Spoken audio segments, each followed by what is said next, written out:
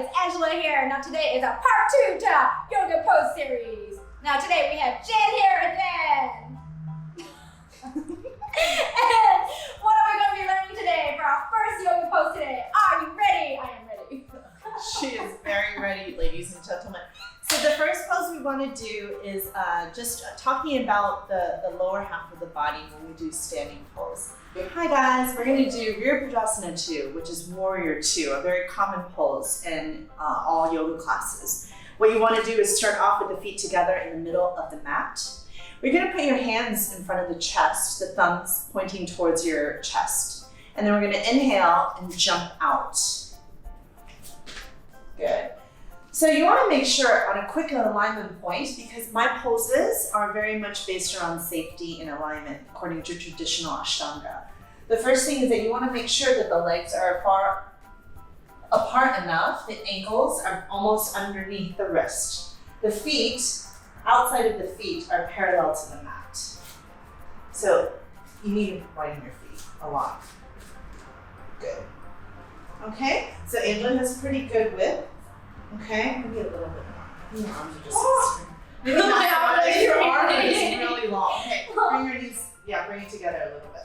There you go. Okay, so you gotta bring your feet parallel to the mat. It's almost like a little bit pigeon-toed. Okay, good. All right, from here, you can just bring your hand onto the waist, turn the right foot forward, the toes moving towards the front of the mat, okay? And then from here, put your hands on the thighs. Imagine the top of the thighs moving externally. Okay, if this is okay for you, start to bend the right knee. Good. And then this is what we're going to focus on, is that most people, their knees fall towards the center inside their foot or their ankle. And so what you want to do is keep it over the ankle parallel to the front of the mat. Okay, Angela has pretty good alignment here. So the last part are the arms. So I just bring the arms up, overhead, and then exhale, parallel to the floor. And another thing, make sure your upper body is over the hips. There you go, good. And again, pull the belly in, knees over the ankles, and relax the shoulder, eyes gazing the front middle finger. Perfect. Okay, ladies and gentlemen, so the next pose we're going to do, usually after a Warrior 2, people go into a vinyasa flow sequence. So what Angela's going to do is cartwheel her hands around her right foot.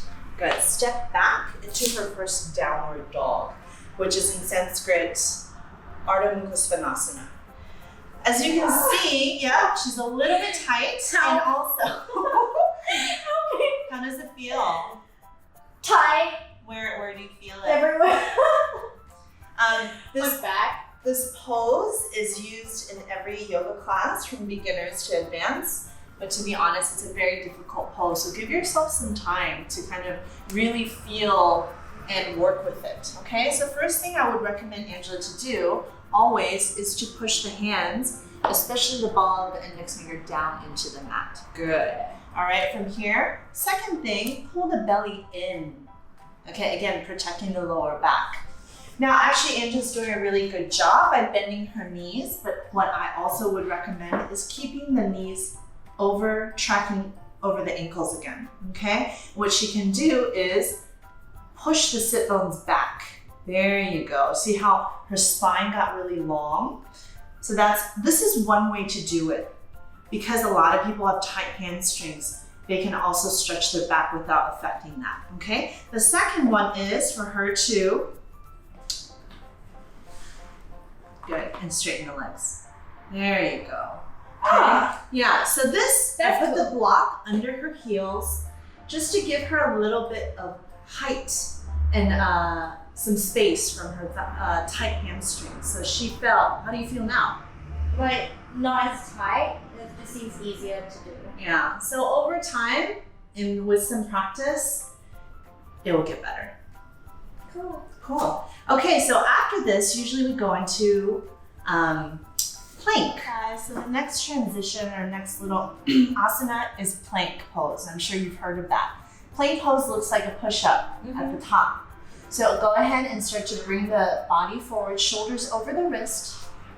Good. So as you can see, Angela's a little bit over the wrist. So what happens is that she's putting a bit more strain on her wrist. So what I'll tell her is actually, yes, move the weight back. For some people, they actually have to move the feet physically back a little bit, okay? So again, you want a straight line. Am I Hold straight? the belly in. Yep, it's not bad. Good. Squeeze the thighs, push the heels together. Imagine the back of the legs reaching up towards the ceiling. Very good. Now, another way that I like to help you strengthen this area, push up into downward dog. You can do it. Bend the knees. Put the block in between the thighs. Squeeze it. Squeeze. Good. Inhale, come into plank. Squeeze this. Good. Inhale here, push back. Exhale, plank. Inhale back, squeeze that block. One more time. Exhale. Good. And inhale back. Excellent. Go into child's pose. Take a rest. Relax the head. Relax the elbows. How are you feeling? Good.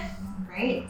So, ladies and gentlemen, Angela's in the very comforting resting pose, child's pose. But since we did this one already in the first video, I wanted to show you another one that's quite nice. So the first thing, again, make sure that you're relaxing the neck and not looking at someone. And then, just kidding. Then just start to widen the knees a little bit, right? So you'll notice that the hips has a little bit more strength, and she can actually sink down a little bit more. How does this feel, Angela?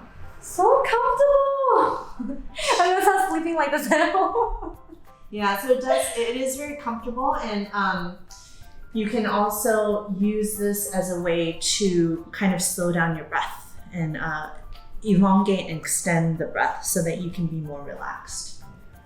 So good job, Angela. I'm really proud of you. I wanted to check in with you about the downward dog and plank because it is practiced so much in all of the classes regardless of skill and advanced levels. How did you feel without the block in the beginning? It was very difficult because I haven't done yoga in a long time, so everything just felt tight. When did you feel pressure? Oh, when I was doing the plank, like my wrists, you know, like my arms, my shoulders. Okay. And how did you feel after when I put the block in between your legs to activate the adductors? It felt like it was easier to do. It was like less time. Yeah. Not sure why. So just a really quick, more of a instructor perspective. Many people don't have a lot of upper body strength, shoulder strength, because women tend to have more hip mobility. So what happens is that Angela had her shoulders over her wrists, which put a lot of strain on her wrists. And in her plank, she also was over, so that can over time create a lot of wear and tear on her shoulders. With the block in between her legs, it pulls the weight off of her upper body into her legs, which for everyone, our legs are much stronger because we use them every single day for walking and standing and running. So in the future, if you like to build strength and stamina for your practice in downward dog, think about investing in a block and putting it in between your legs and squeezing it as you go in from the plank to downward dog. Inhale, exhale back. So that was a really fun lesson. Thank you so much, Jen, for this. Woo! Now make sure you hit the like button once and the dislike button twice. And you can check her page out down in the description below. See you in my next video. Bye!